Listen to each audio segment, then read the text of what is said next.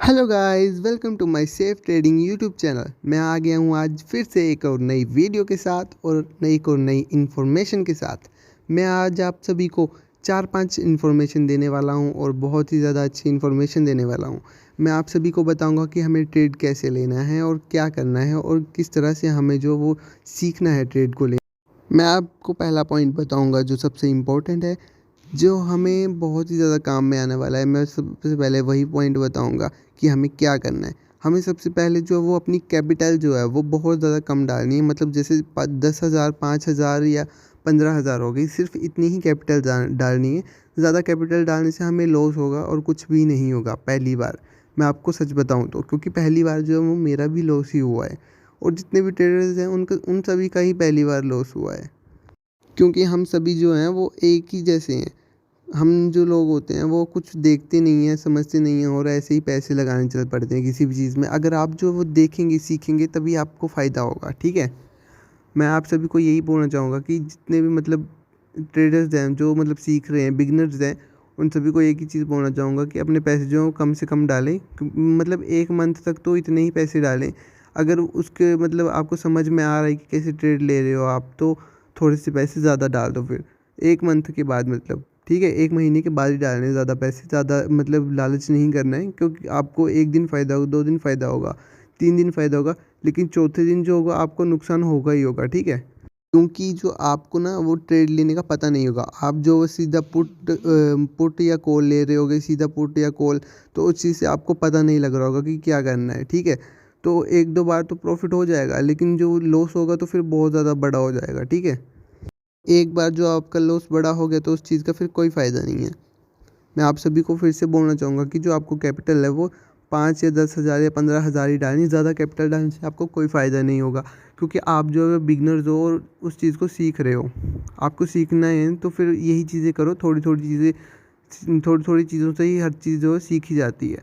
अब एकदम से तो आप डॉक्टर बन ही नहीं जाओगे, तो उसके लिए आपको कितनी ज़्यादा मतलब सालों की मेहनत लगती है, ठीक है?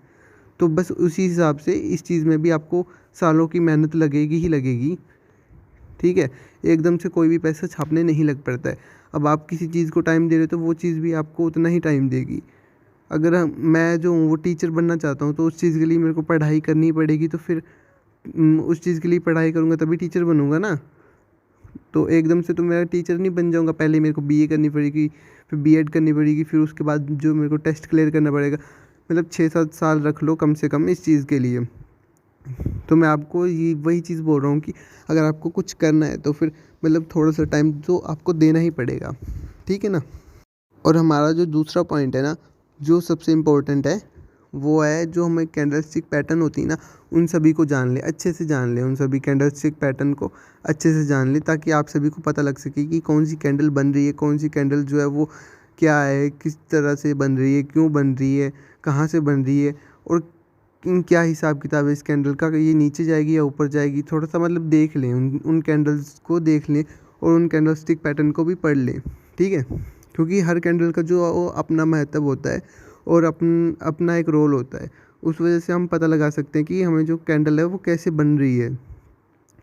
और जो हमारा तीसरा इम्पोर्टेंट पॉइंट है ना, वो है हम ट्रेड किस बेस पर ले रहे हैं, कि मतलब हम जो किस चीज़ के ऊपर हम ट्रेड ले रहे हैं और किस वजह से हम ट्रेड ले रहे हैं। मतलब रैंडम बेस्ड ट्रेडिंग से तो आपको लॉस होगा ही होगा, ठीक है? अगर एक आधी बार प्रॉफिट हो गया तो उस चीज़ का कोई फ़ायदा नहीं है। आप जो वो 10 ट्रेड ले रहे हो तो उसमें 9 ट्रेड जो है वो गलत कर रहे हो, तो एक ट्रेड जो आपका प्रॉफिट हो रहा है तो उस चीज़ का कोई फ़ायदा थोड़ी है कि एक सिर्फ एक ट्रेड प्रॉफिट है और 9 ट्रेड जो है वो आपके लॉस में है। उस चीज़ से तो आपको लॉस ही होगा फिर, ठीक है ना? तो मैं आपको यही बताना चाहूँगा कि रैंडम बेस्ड ट्रेडिंग जो वो नहीं करनी है, बिल्कुल भी रैंडम बेस्ड ट्रेडिंग नहीं करनी है। आपको सिर्फ कुछ सीखना है तो फिर ढंग से सीखो उस चीज़ को। तो आपको हमेशा यही करना है कि जो आप जो ट्रेड ले रहे हैं ना, वो किसी न किसी बेस पर ले रहे हो या किसी न किसी स्ट्रेटजी पे ट्रेड ले रहे हो, जो आपकी परफेक्ट स्ट्रेटजी है उसके ऊपर ट्रेड ले रहे हो, ठीक है? जो हमारा तीसरा पॉइंट है वो हमें यही बताता है कि हमें रैंडम बेस्ड ट्रेडिंग बिल्कुल भी नहीं करनी है। अगर आप ऐसा करोगे तो आपकी जो कैपिटल है वो कम होने के चांस हैं, बहुत ज़्यादा कम होने के चांस हैं। तो और ऐसा करने से आपको कोई फ़ायदा तो होगा नहीं। इससे अच्छा है कि आप फिर जो भी कर लो, जब आपको अगर लॉस ही करना है तो फिर इससे अच्छा आप जो भी कर लो उसके अंदर कम से कम पैसे तो आएंगे। अगर आप ट्रेडिंग करोगे तो फिर तो आपके पैसे फिर उड़ेंगे ही ना। अगर आप रैंडम बेस्ड ट्रेडिंग करोगे तो उसमें कोई फ़ायदा नहीं है। अगर आप जैसे कि आप जॉब छोड़ना नहीं चाहते या कुछ और कर रहे हो या फिर आपका सोर्स ऑफ इनकम मतलब कहीं और से आता है, तो आप जो जॉब वगैरह करते हो कुछ और करते हो, तो हमें आपको क्या करना है, जो मतलब क्रिप्टो वगैरह है उसके अंदर भी आप ट्रेड कर सकते हो। तो उसके अंदर भी फ़ायदा है क्योंकि मतलब वो जो है वो पूरा दिन चलता है। वो ट्रेड्स जो होते हैं वो हमारे पूरा दिन चलते हैं। तो मतलब सभी लोग उसके अंदर कर सकते हैं, 24 आवर जो वो चलते हैं, ठीक है। और ये जो हमारा इंडिया का मार्केट होता है निफ्टी, बैंक निफ्टी वगैरह ये सब, तो ये 9:15 से 3 बजे तक ही चलते हैं, मतलब 3:30 बजे तक ही चलते हैं, तो ज़्यादा चलते नहीं है ये। तो मतलब ड्यूटी टाइम लोगों का भी यही होता है ना फिर, तो इस वजह से ये जो हमारा चौथा पॉइंट है ना, ये भी बहुत ज़्यादा इंपॉर्टेंट है। ये सबसे ज़्यादा इंपॉर्टेंट पॉइंट है हमारा चौथा पॉइंट, क्योंकि इसी बेस पर हम जो है वो ज़्यादातर ट्रेड लेते हैं। तो हमें जो है वो सपोर्ट और रेजिस्टेंस बनाना बहुत ज़रूरी है, और सपोर्ट और रेजिस्टेंस कैसे लेते हैं इसकी जानकारी हमें होना बहुत ज़्यादा ज़रूरी है। और एक और चीज़ है, जो हमारी ट्रेंड लाइन होती हैं वो कैसे बनती हैं और किस हिसाब से बनती हैं, तो ये जो दोनों चीज़ें हैं ना वो हमें जानना बहुत ज़्यादा ज़रूरी है, मतलब हद से ज़्यादा ज़रूरी है। जैसे मतलब चावल के साथ दाल खाते हैं, है ना, तो वैसे ही इसके साथ जो हमें ट्रेड ट्रेड में जो आसानी होती है, चावल के साथ अगर हम दाल नहीं खाएंगे तो हम सूखे चावल तो खा नहीं सकते, ठीक है। तो बस ये जो है ना सपोर्ट और रेजिस्टेंस, वो भी ऐसे ही काम करते हैं दाल और चावल जैसे ही। क्योंकि अगर हम इसके अकॉर्डिंग जो वो ट्रेड लेंगे तो हमें परफेक्ट ट्रेड मिलेंगे, और अगर इसके अकॉर्डिंग ट्रेड नहीं लेंगे तो हमें बिल्कुल भी अच्छे ट्रेड नहीं मिलेंगे, ठीक है।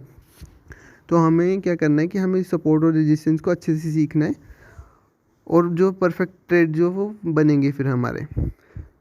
और जो हमारा एक और पॉइंट है ना, पांचवा पॉइंट बचता है, तो वो जो है हमें कोई ना कोई इंडिकेटर की जानकारी होनी चाहिए, किसी एक या दो इंडिकेटर की जानकारी होना बहुत ज़्यादा ज़रूरी है।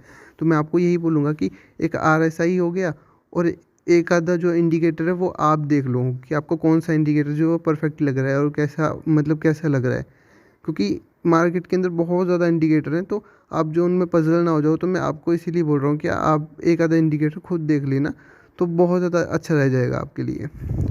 और मैं आप सभी को फिर से यही बोलना चाहूँगा कि अगर आप लोगों ने हमारे यूट्यूब चैनल को सब्सक्राइब नहीं किया है तो सब्सक्राइब कर लें और बेल आइकन को ऑन कर लें, ताकि आप सभी के पास ऐसी अच्छी वीडियोस पहुंचती रहें, और आप सभी जो है वो परफेक्ट ट्रेड ले सके, और आप जो पूरे दिन जो है वो मार्केट के अंदर प्रॉफिट कर सके। और मैं आप सभी को एक और चीज़ बोलना चाहूँगा कि पूरे दिन हमें ट्रेड नहीं लेने, सिर्फ हमें 1 या 2 ट्रेड लेनी है या 3 ट्रेड लेने दिन के अंदर।